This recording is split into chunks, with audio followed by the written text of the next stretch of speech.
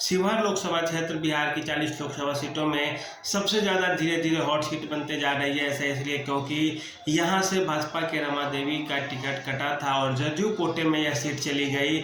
और जो इसका कारण हुआ कि आनंद मोहन की पत्नी लवली आनंद को टिकट देना पड़ा, क्योंकि चेतन आनंद ने बिहार में जब नीतीश कुमार के ऊपर संकट आया था उस समय चेतन आनंद ने पाला बदल कर जदयू खेमे में आकर बैठ गए थे और नीतीश कुमार को इसका फायदा हुआ। इसी का नतीजा हुआ कि उनकी मां लवली आनंद को सीधे टिकट दे दिया गया शिवहर लोकसभा क्षेत्र से। लेकिन रितु जायसवाल जो कि ओबीसी चेहरा है, जो वैश्य जाति से आती हैं, उन्हें राजद ने टिकट देकर मामला उलझाने का या फंसाने की कोशिश की और इस तरह से भी थोड़े बहुत हवा उड़ाए जा रहे हैं कि रितु जायसवाल चुनाव जीतने जा रही है, उनकी मजबूत दावेदारी है। तो यह देखें आप, एक तरह से पूरी की पूरी झूठी बातें हैं, क्योंकि यह कुछ लोगों के कहने से वोट नहीं मिल जाते हैं। इस लोकसभा क्षेत्र की बात करें तो वैश्य जाति नहीं है, एक वर्ग है और एक वर्ग बहुत बड़ी चीज़ होती है। जैसे आप कहेंगे कि सवर्ण सारे भाजपा को वोट देते हैं, तो यह गलत है, क्योंकि इसमें से सारे लोग भाजपा को वोट नहीं देंगे, किसी अन्य राजद को भी वोट दे सकते हैं। उदाहरण के लिए जहां पे कोई दूसरी जाति के उम्मीदवार राजद से ही होंगे तो राजद वहाँ तो सवर्ण अगर होंगे, सवर्ण जातियाँ भी राजद को वोट दे देंगी। कहीं भी पिछड़ी जातियाँ यदि राजद से हैं तो पिछड़ी जातियाँ भी थोड़ी बहुत दे देंगी। लेकिन इसका यह मतलब नहीं होता कि पूरा का पूरा कैडर चेंज हो गया, क्योंकि जो लोकसभा चुनाव होते हैं वह सीधे दिल्ली के चेहरे पर लड़ी जाती है। लोग वोट न तो लवली आनंद को देने जा रहे हैं, न ही रितु जायसवाल को देने जा रहे हैं।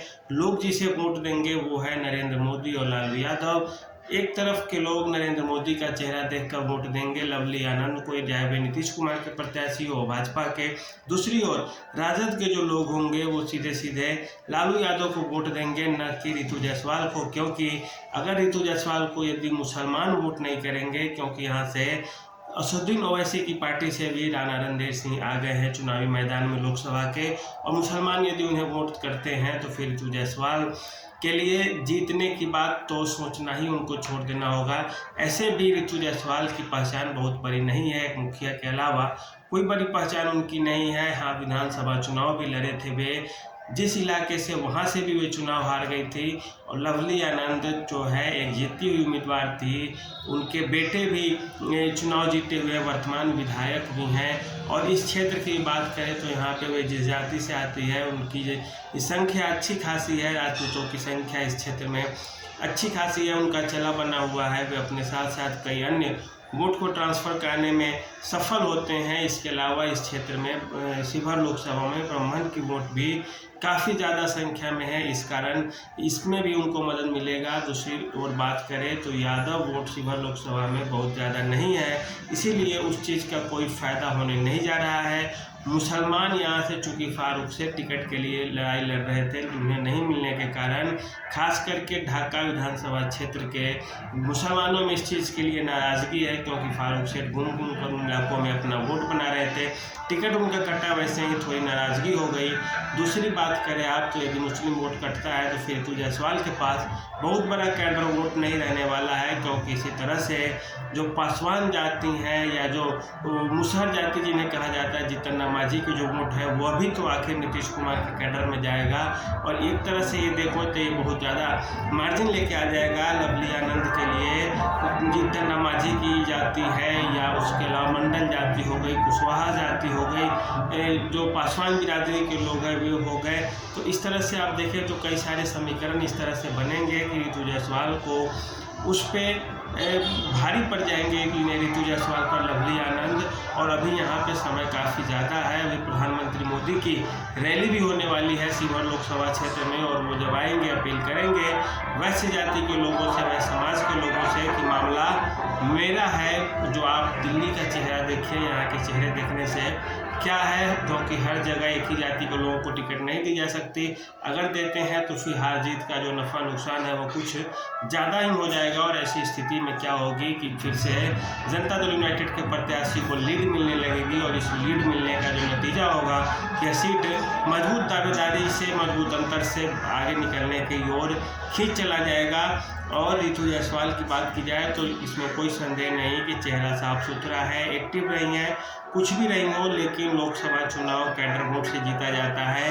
व्यक्तिगत जो चेहरे होते हैं उनका वोट नहीं होता, क्योंकि व्यक्तिगत वोट 30,000, 35,000, 40,000 हो सकता है, जिससे आप चुनाव तो कम से कम नहीं जीत सकते हैं लोकसभा का, क्योंकि यहाँ पे लाखों वोटों की ज़रूरत होती है। सबसे बड़ा जो मुद्दा है इस लोकसभा क्षेत्र में यह उखड़ रहा है, एक अखिलेश्वर दास भी कैंडिडेट आ गए हैं यहाँ पे, और दूसरे हैं जो असदुद्दीन ओवैसी की पार्टी से राजपूत कैंडिडेट भी आ गए हैं। तो ऐसी स्थिति में यदि मुसलमानों का वोट बढ़ता है और अखिलेश्वर दास कुछ वैश्य बिरादरी के वोट भी काटने में सफल होते हैं, तो ये सीधे सीधे नुकसान ऋतु जायसवाल को हो जाएगा। कैंडिडेट है तो उसके कुछ न कुछ वोट तो होंगे ही, और यही बात अगर रहती है तो फिर ऐसे में ऋतु जायसवाल सीधे सीधे पिछड़ती चली जाएंगी।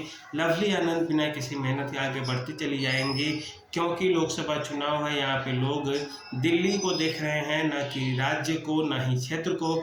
यदि धोखे से विपक्षी पार्टी के लिए मान लेते हैं ऋतु जायसवाल जीत भी जाती है राजद से, तो अगर केंद्र में सरकार बनेगी भाजपा का, तो ये चाहकर भी क्या कर लेंगे, इनसे कुछ होना जाना तो है नहीं, न कोई फंड मिलेगा, न कोई काम होगा।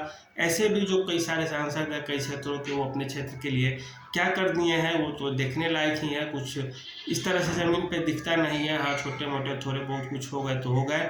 ऐसे लोकसभा में देश के लिए नीति बनती है, क्षेत्र विशेष के लिए नहीं, ये सारे लोग जानते हैं। और इस तरह से आप देखें तो लवली आनंद के लिए भी यही फायदे की चीज़ हो जाएगी। अब चाहे कुछ भी समाचार उठाए जाए, कुछ भी उखाड़े जाए, इससे कोई मतलब नहीं है, क्योंकि लोकसभा चुनाव सीधे सीधे केंद्रीय नेतृत्व को, शीर्ष नेतृत्व को ध्यान में रखकर लड़ा जाता है। क्योंकि इससे पहले भी सीतामढ़ी लोकसभा क्षेत्र से राम कुमार शर्मा जो जीते थे सांसद का चुनाव, जिनकी कोई पहचान नहीं थी, वे सीधे सीधे प्रधानमंत्री मोदी के चेहरे पर जीत गए थे। अभी इस क्षेत्र में उपेंद्र कुशवाहा के साथ साथ जीतन राम मांझी जैसे नेता भी, नीतीश कुमार जैसे नेता भी आने जा रहे हैं, और यहाँ पे समीकरण बदलेगा। अंततः लवली आनंद के साथ अपनी जाति के अलावा, पार्टी कैडर वोट के अलावा, पासवान जाति के लोग, मुसहर जाति के लोग, मंडल जाति के लोग, कुशवाहा लोग, इस तरह से जो कई सारे वोट टूटेंगे, कुर्मी वोटर टूटेंगे, फिर जाकर धीरे धीरे स्थितियाँ बदलती नजर आएगी। और आपको नजर आएगी लगभग लोकसभा चुनाव से, यहाँ जो होने हैं चुनाव, उससे 10 दिन, 7 दिन, 8 दिन पहले तक अभी किसी तरह के असमंजस में न रहें। स्थिति अभी कुछ भी स्पष्ट नहीं कही जा सकती, जो होगा वह समय पे होगा। और यह ज़रूर है कि इस क्षेत्र में जो मजबूत दावेदारी जिसकी है वह आनंद मोहन की पत्नी श्री लवली आनंद जी ही हैं, क्योंकि अंततः थोड़े बहुत ही सही मजबूत दावेदारी वही दिखाती हुई नजर आएंगी। ऋतु जायसवाल कुछ भी हैं, अनुभव की उनको कमी है, और कैडर वोट भी उनका जदयू भाजपा के मुकाबले काफ़ी कम रहने वाला है। तो आज के लिए इतना ही, धन्यवाद।